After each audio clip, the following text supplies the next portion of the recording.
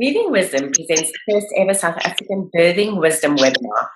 Meet me, Louine van der Vyver, and my colleague, Karin who will weave the wisdom of positive birth, collected from our experts and brought to you right here in the comfort of your own home. I would like to introduce our speaker and one of my hypnobirthing colleagues, Theoni.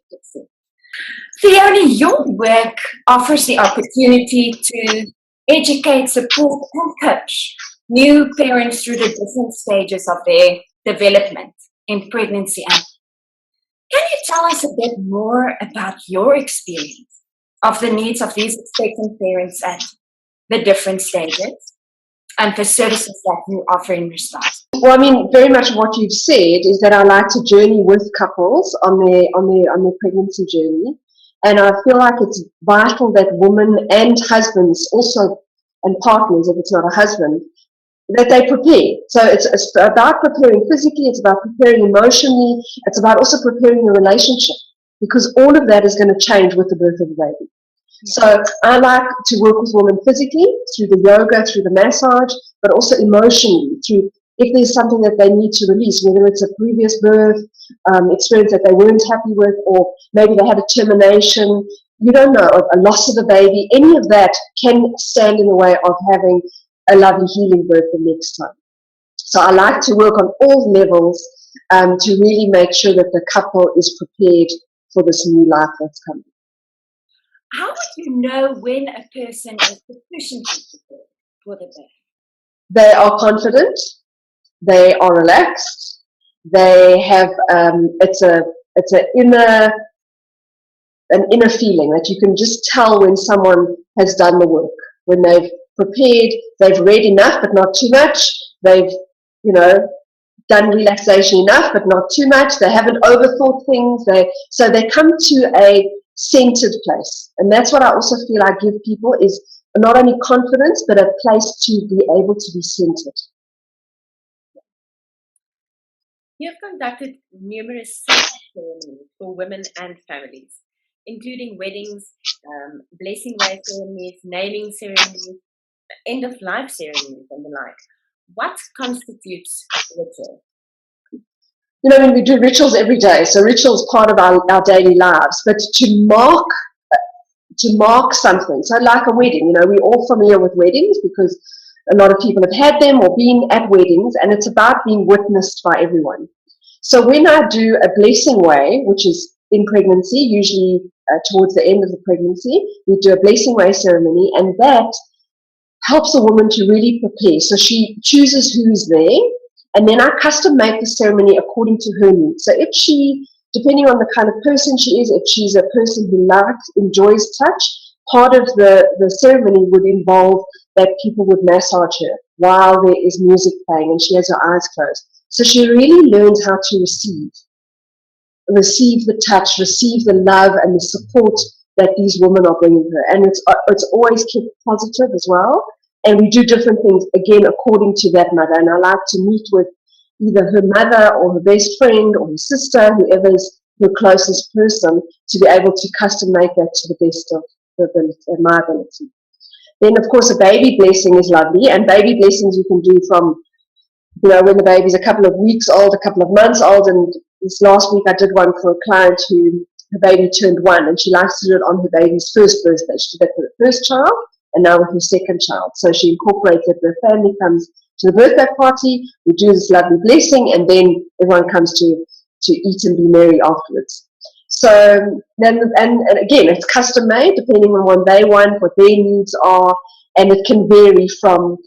You'll see some of the pictures that that will be shown. A lot of the ceremonies we do a tree, so the couples choose a tree that represent their child, and then everybody at the ceremony gets an opportunity to tie a ribbon to the tree. So it's like you're putting your blessing onto the tree, and it falls off at its own time, and the message goes out into the universe. Yes, definitely.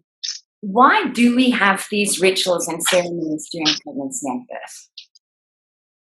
I think it's so important, Ella said, to mark it, but it's also to draw on, strength, drawing on courage, drawing on whatever it is a woman feels she needs.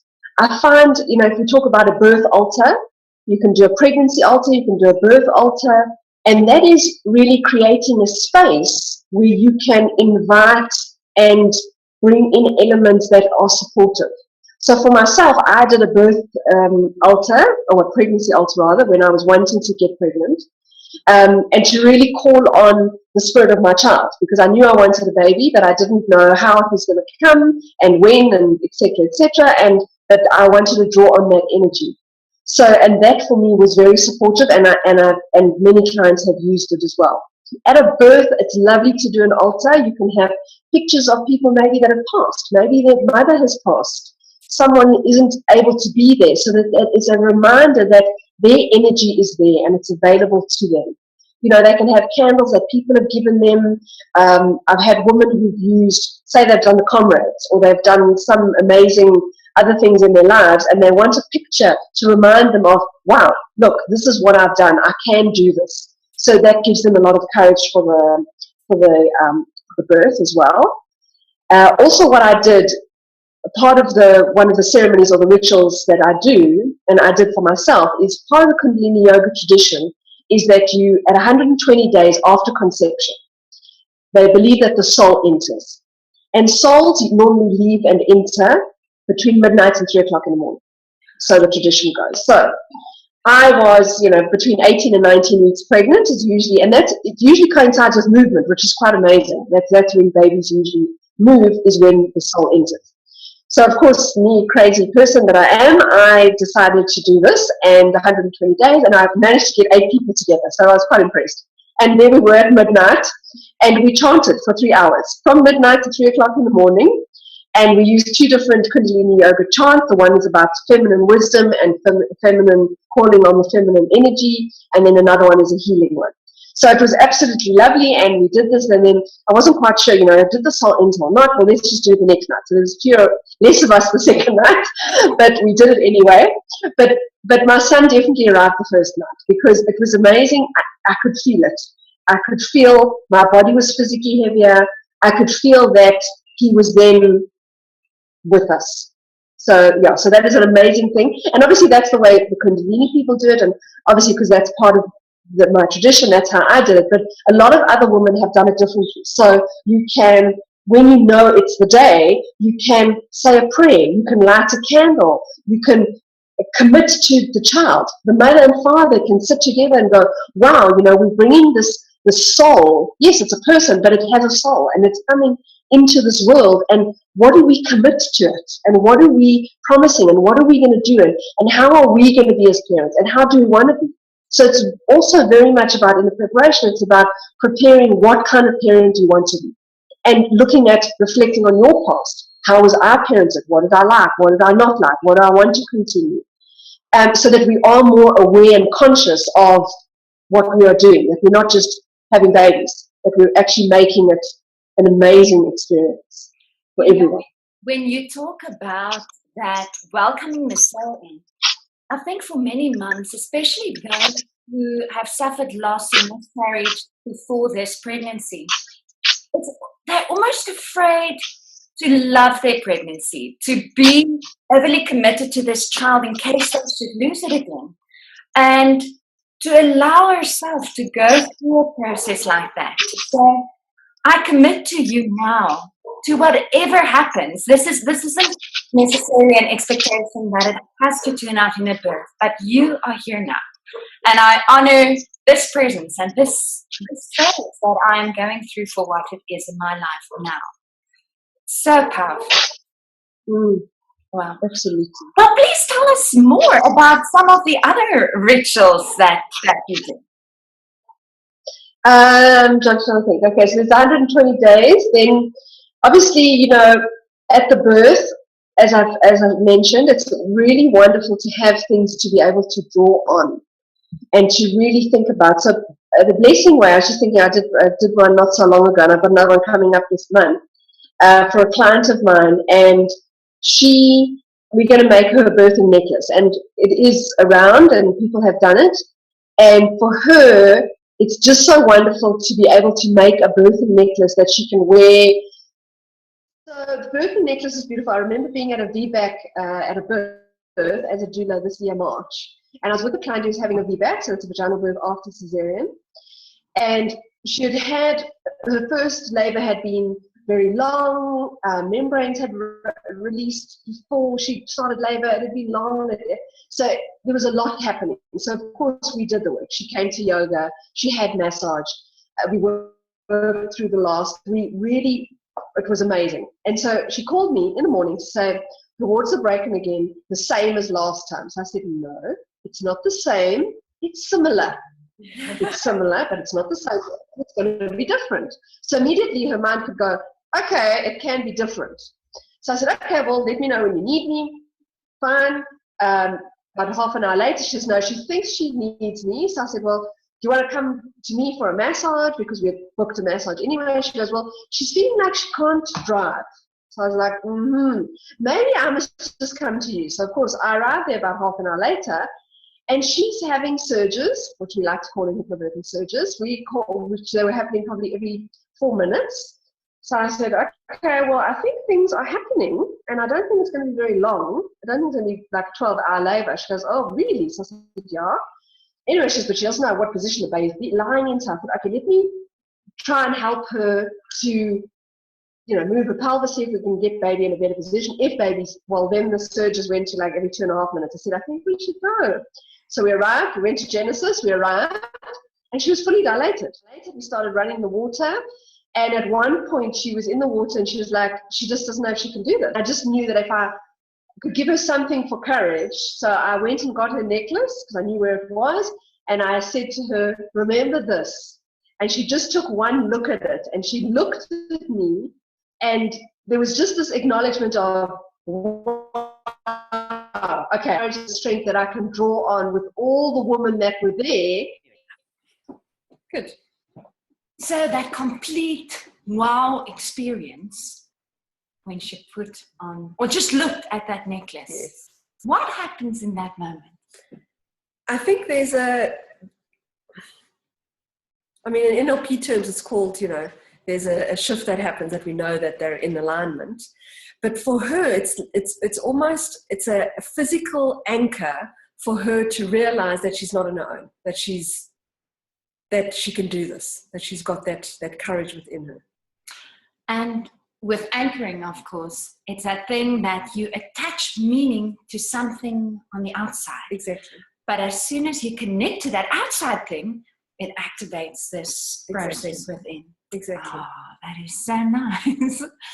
I can remember the moment where I put on my birth necklace, my last birth, and it was like, yes, I'm doing this, and wow, I can't believe I'm here, and I know I can. And you feel it around your neck, and you know what each and every one of the stones and the symbols mean. So what do you put on a necklace?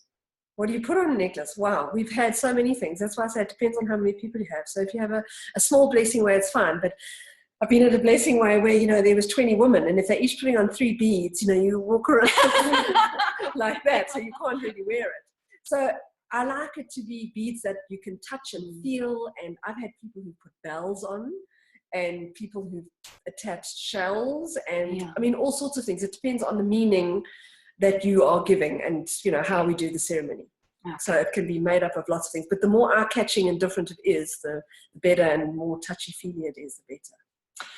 So we are doing all of these things. I can remember with the one baby shower, we hung feathers on the trees, and we had candles to celebrate the light of the baby that we are bringing into the world. We had gifts of vegetables, which was that very organic, earthy, but you accept the gift that you receive from the universe, and you've got to make this work, whether it's your favorite vegetable or not. Exactly. So that there were so many different things, and one person commented and said, is all of this stuff necessary? Do you really need to create all of these visual and tactile things, and why? We need it because we need to create meaning. Okay. Because I think because of it's wonderful, like the technology we have to record this is amazing, but we are losing contact with meaning. And I feel like a lot of my clients, probably the majority of clients, is they want a meaningful pregnancy. They want a meaningful experience. They want a meaningful birth. They want to know that there is meaning. So it comes from that desire from the parent that Absolutely. says, this is something special I'm going through. Yes. And I've got to do something to make it real, to honor that this is really happening. Definitely. If I don't do any of these things, what's the consequence? I think the consequence could be that women might not feel as connected to their baby, as connected to the pregnancy. It might take them longer to connect with baby once baby's on the outside. Yeah. Because they're like, oh my word, there is really a person. Oh, I hadn't put that much thought into it. So they haven't really allowed Exactly. that shift to take Exactly. place by not engaging in that process early enough. Yes. Yes. Okay. So I think that there's so much value in preparing properly. And I always say to couples who are preparing for a pregnancy or preparing for a birth, is that, did you buy your first car or your first house? I mean, yes, some people did. But when you're finding a caregiver, don't just choose your first one unless it feels really right. Okay. But find others. And when you're preparing, when you got married, did you just say, oh, I don't know what day we're going to do. Oh, we'll do it this day, and I don't know who's coming. And no, you planned it. What am I going to wear? What is everyone going to eat? How many people are there? Can we cater for everyone? Yeah. And you need to prepare for a birth and for a baby coming. That it doesn't matter if you have a cesarean section, even if it needs to be an elective cesarean because you've got placenta previa, or if because baby's breech or whatever. It doesn't matter. What matters is, how is this child welcomed? Does this child feel welcomed? I had two feelings there. The one, I don't know if you ever get it with your hypnobirthing as well. If I really have a clear picture of what I want to achieve, am I not setting myself up for failure? But on the other hand, it was that feeling, if the entire process is meaningful, there's less weight attached to having the perfect birth outcome. Exactly. So it's so important to set the intention of, this is what I would like, and you're setting the stage and you're doing all the preparation. But ultimately, it's that child's birthday. Yeah. It's not your birthday. Mom's had her birthday. It's the child's birthday. You can plan the wedding, but it might still rain. Well, exactly. It might still rain, and the catering might be late, and you can't plan for everything. Yeah. But it's the mindset that you want to come in with, that it doesn't matter what happens. The important thing is that when this child decides to come, and it is this child's birthday, that we welcome it with no matter what's gone on. Yeah. I mean, I'm just thinking of some of the rituals. If I look back over my births, I had a ritual of, I had to make the baby's bedding.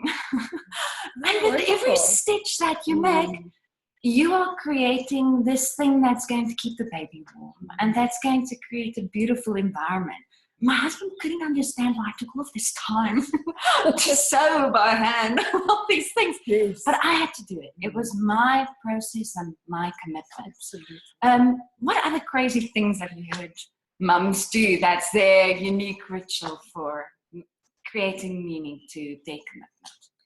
Well, I mean, women all of a sudden decide that they want to knit, which is also a wonderful thing.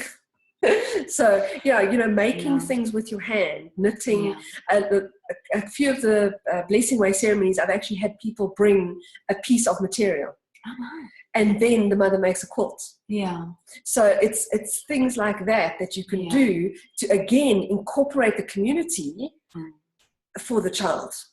So it's like a necklace. It's the community gets involved.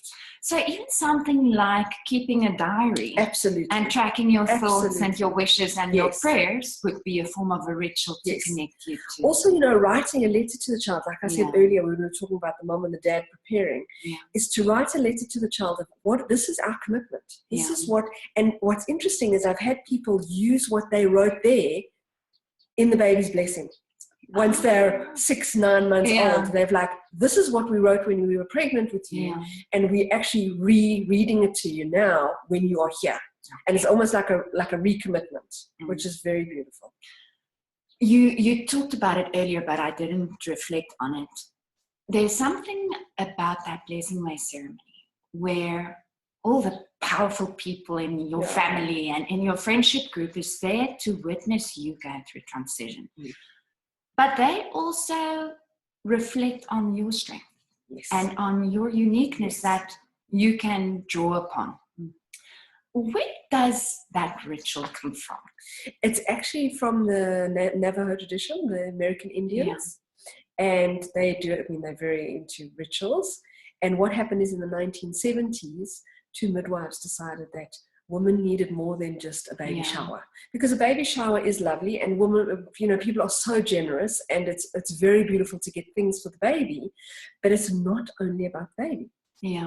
Yes, it's the baby's birthday and it's about preparing for the baby, but mom needs to be supported. So in the Kundalini yoga tradition, the 120 days is usually when you would bring gifts for the mother as well. Oh, okay. So that mom is like, this is how you can look after yourself, whether it's a gift voucher for a massage or some lovely creams or some lovely Epsom salts with some smellies in for the bath or whatever, so that mom can care for herself. So definitely bathing is also a ritual that we do. And women tend to love bathing in their pregnancy more than any other time. Because you can see your hoop and touch it. And the baby likes to move around. And yes. Wow. And the dads? How do you involve the dad in this process? Because it sounds like there are a lot of rituals for the mum. Yes. What can one do to equally involve the dad? Again, it depends on the couple. Some dads are like, you know what, I really want to be there on the day, but like, this is your thing. So I'll be there, but I don't want to be very involved. And then there's other dads that are like, I'm going to be right there with you. And he doesn't move like 5 inches away from her, and he's like right there in her face, which is amazing. And everyone is equally wonderful. It depends on what the couple wants. So again, it depends on how much dad wants to be involved and how much dad wants to participate. But it's really wonderful to get dads involved, to know how can they massage in labor? What are the things that they can say that will encourage her? And at what time can they say those things? So it's wonderful to be able to guide them so that they know on the day what they can do. That's for the birth, and obviously through the pregnancy as well. When to feed her chocolate, and when to just go, yes, dear, and give her chocolate and not argue with her because she's hormonal and irritable and all of that. Okay.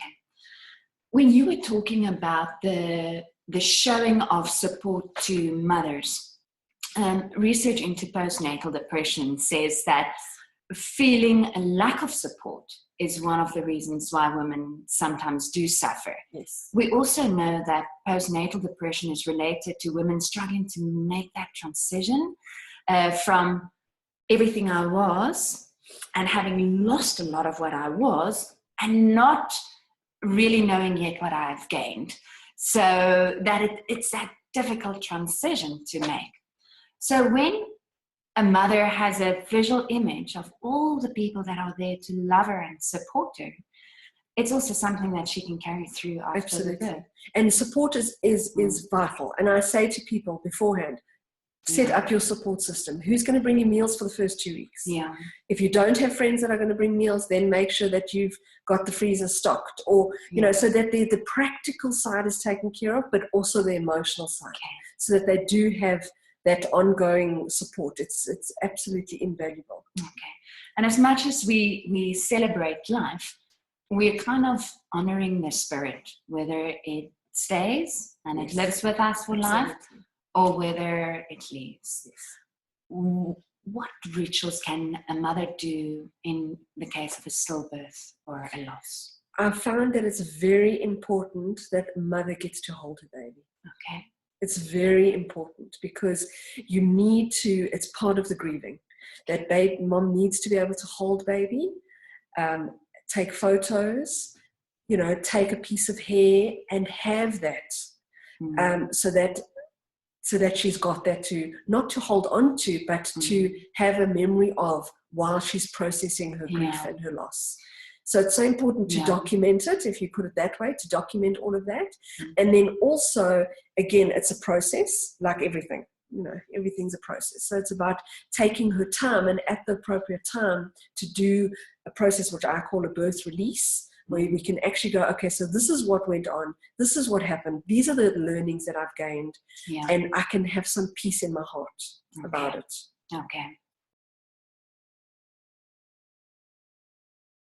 I would like to offer each person that comes 10% off whatever service they come to. So whether they come to yoga or whether they come for a massage or a blessing way, I'd like to offer everyone 10% off.